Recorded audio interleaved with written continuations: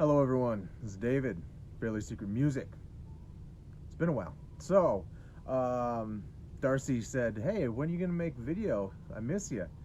And I had thought about doing one of these videos yesterday, but I was putting nothing but King Crimson on my iPod because I am in a total King Crimson mood, as you can see by this release right here. This is called King Crimson, The Reconstruction of Light. That is because in 2000, King Crimson did The Construction of Light. Well, when they recorded this album, they used V drums, which are electronic drums. This weird line that you see right here is a reflection of a cord that's hanging on my thing. Anyway, so they used V drums, which are electronic drums, which have their own appeal. They're very, kind of an acquired taste.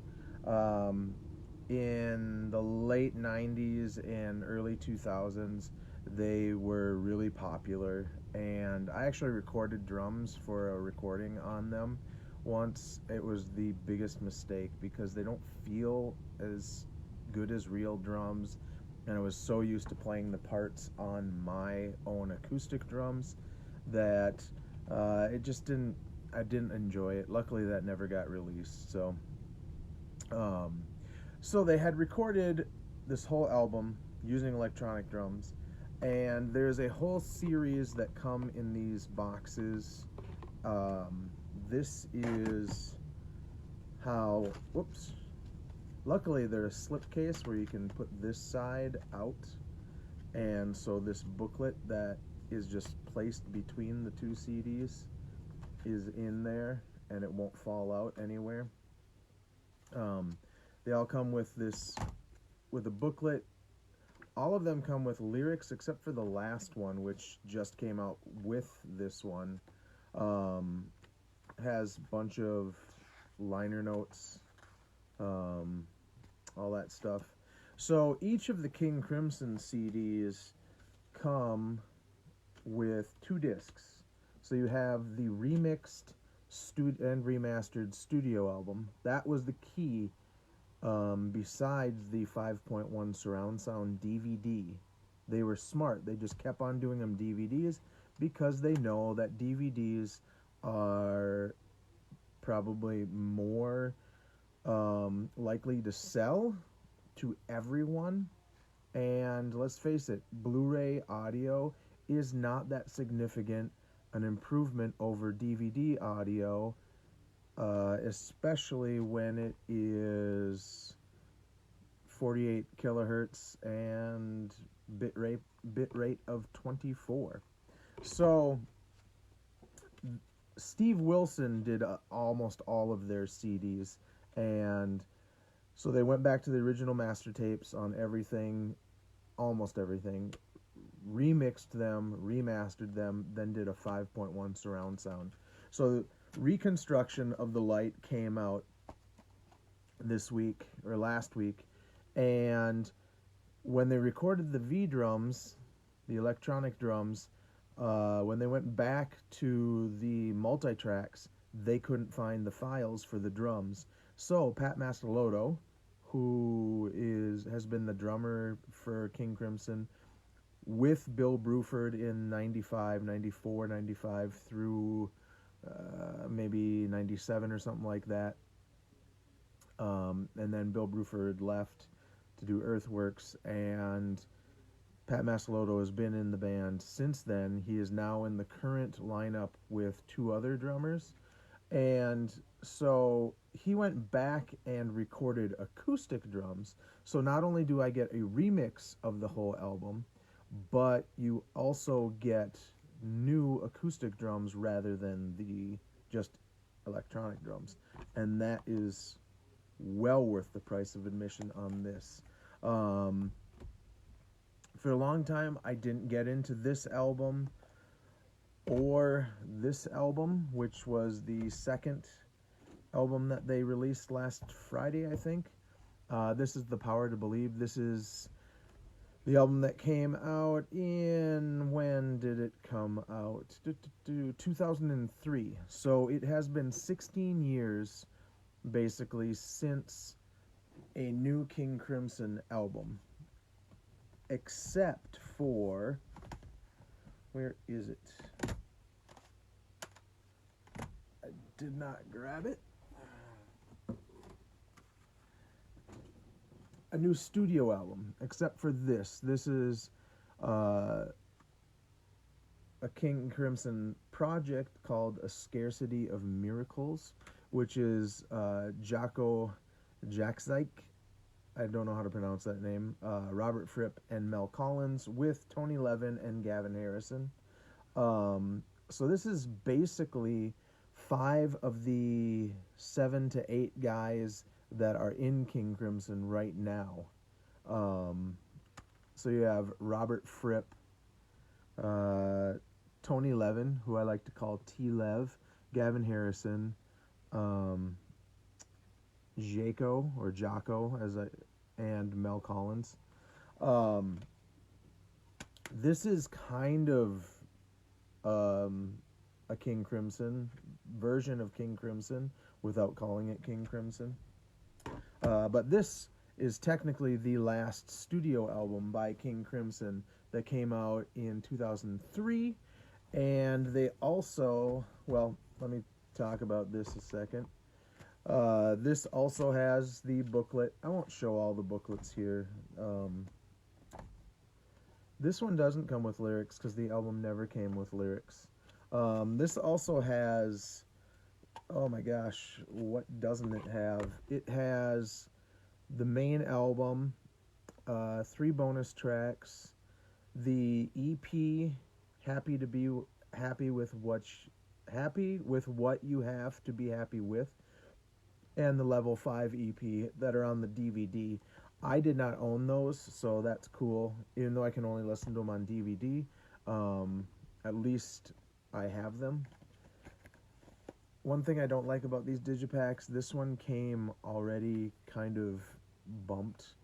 Chris, Dude 19, what are you, 73 or something like that? I can't remember.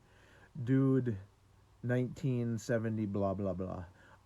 You would hate that shit. And I actually almost went in. I should have went back in and said, hey, I'm going to just exchange this for the other one. But I just thought it was this, and it ends up being a little bit on the inner sleeve too. But this and this album, I wasn't really the biggest fan of, but I had to get these because I'm a completist, and I sure am glad I did, because these have re-spurred my love for King Crimson again. And in doing so, I had to rebuy this, which originally came with extra videos on the original version, which came in one of those big, thick jewel cases, because it has 3 discs. It's 3 live discs, lots of tracks on there. What is that? 13, 8, and 10, so 23,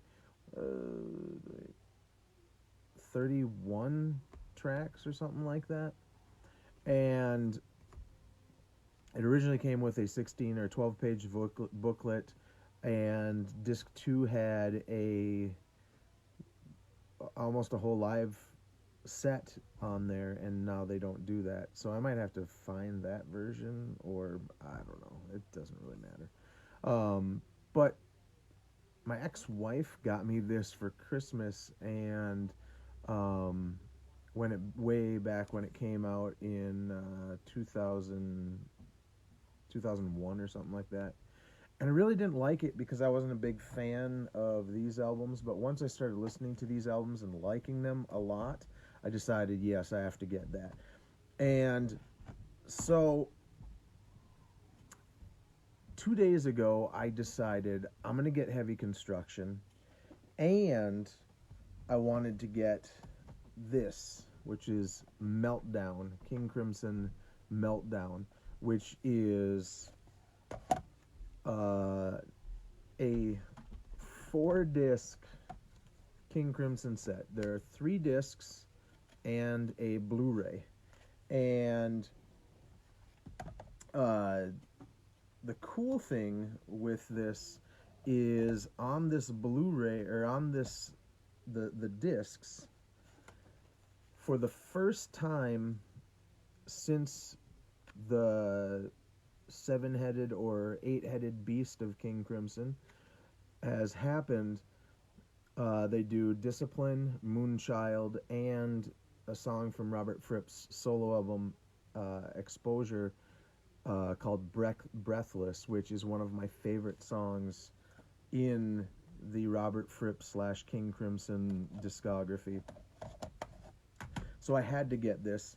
So this was $47. It was $44 at a different place that I got that there. But I decided to go through all my rap and hip-hop stuff, which I hadn't really listened to in about a year, and listen to the first 3 songs on every album and decide what I wanted. So I went basically from 100 or so hip-hop rap albums to down to like maybe 30. Sold 75 of them. Got $103, which actually was pretty darn good,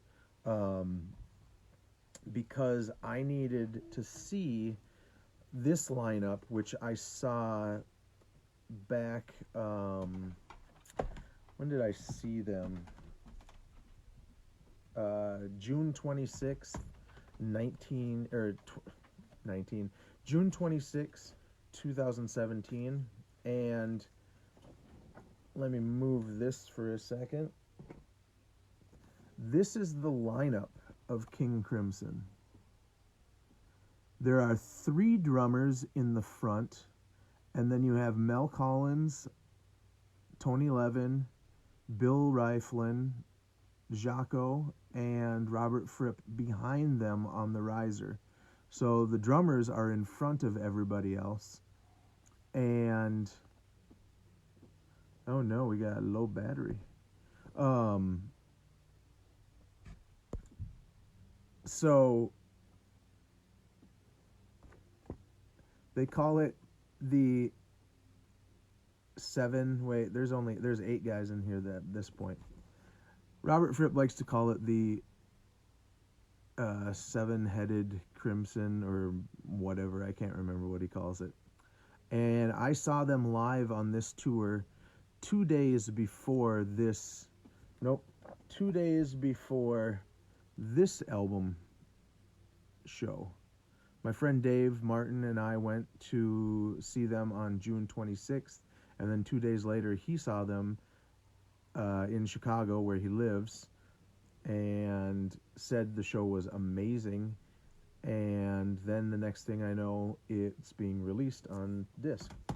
So I wanted to see what the video on this is way better than the video on the previous Blu-ray / DVD set, which they had, and this is called The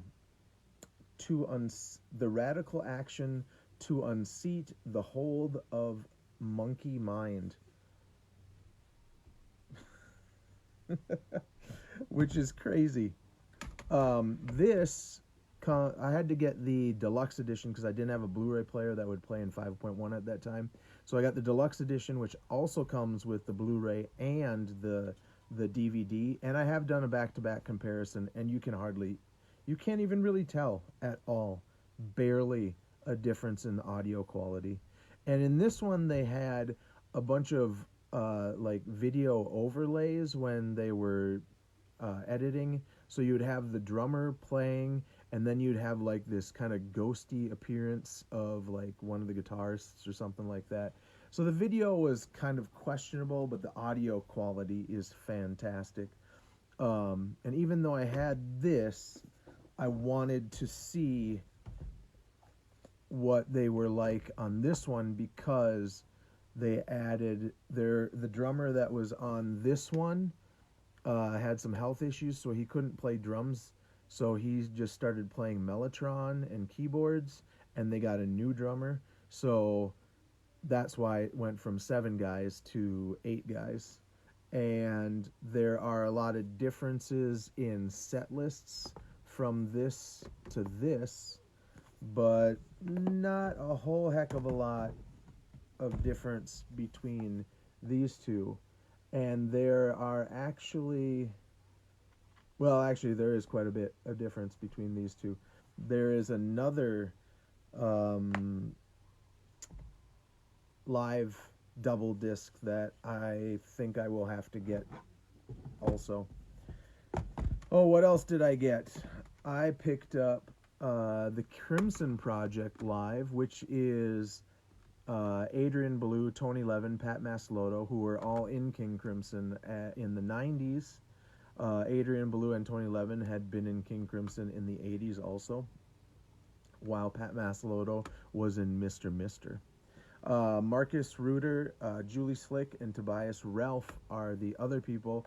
That is another bass player, drummer, and guitarist, or war guitar. He uses kind of like a stick. If you know what a stick is, just look it up. Just write stick instrument and you'll be able to see it. This is them doing all King Crimson stuff, and the sound and the performance is amazing on there. So that is all the stuff I've purchased recently. Granted, the Chicago show, I did buy that in January of 2017, but I don't remember, no, 2018. I don't remember if I showed it on any videos at that time. So, let's say you're curious and you want to try some King Crimson. First thing is, if you wanted to try live King Crimson from the 90s, where it was a double trio, 2 drummers, basically 2 bass players, and 2 guitarists with vocals, I suggest Ba-Boom, the official bootleg. It is awesome. It's a 2-disc set and has 19 songs on it. Check it out. The hard thing about King Crimson is they don't allow hardly anything on YouTube. Their stuff just started getting streamed or MP3 versions available, but like if you look on Amazon, there are none. I have to go to this store called Electric Fetus's website or Down in the Valley's website, find it and see if they have samples on there, because a lot of the times Amazon doesn't. If you were wondering about 70s King Crimson, I highly recommend the Night Watch CD. Is that what this is called? Yep. Why did everything go black there for a second? King Crimson Night Watch. It is fantastic. It is the lineup with Bill Bruford, Robert Fripp on drums and guitar. Bass and vocals is John Wenton, who you might know from Asia or UK or Family, or what else was he in? Roxy Music for a little bit. And then David Cross, he's a violin player who also played Mellotron. So those are my two first choices, and these are 2 that I really want in the 2-disc versions like this. But, I just noticed that I can give myself some light. I want these in the 2-disc versions, but they're $25 each, and they're both live albums. This one, King Crimson USA, it comes with a live CD and DVD. Same with Earthbound CD and DVD. But I just haven't gotten around to getting them. Maybe next time the Electric Fetus has a sale. So that's the live stuff.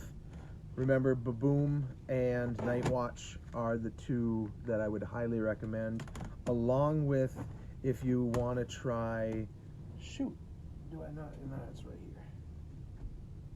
if you wanted to try the 80s live stuff, I would go with the Absent Lovers 2-disc CD.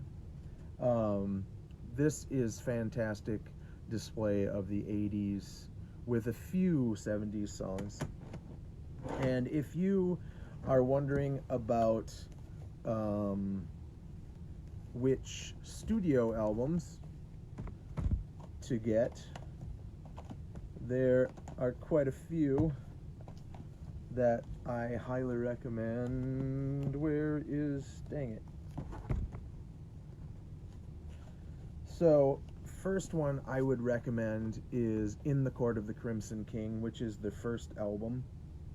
And this is the one that everybody remembers if they remember King Crimson. It has Schizoid Man on it, I Talk to the Wind, In the Court of the Crimson King.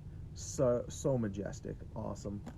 The next really essential one is Lark's Tongue and Aspic, and I don't know if anybody's ever noticed this, but you see that tattoo right there?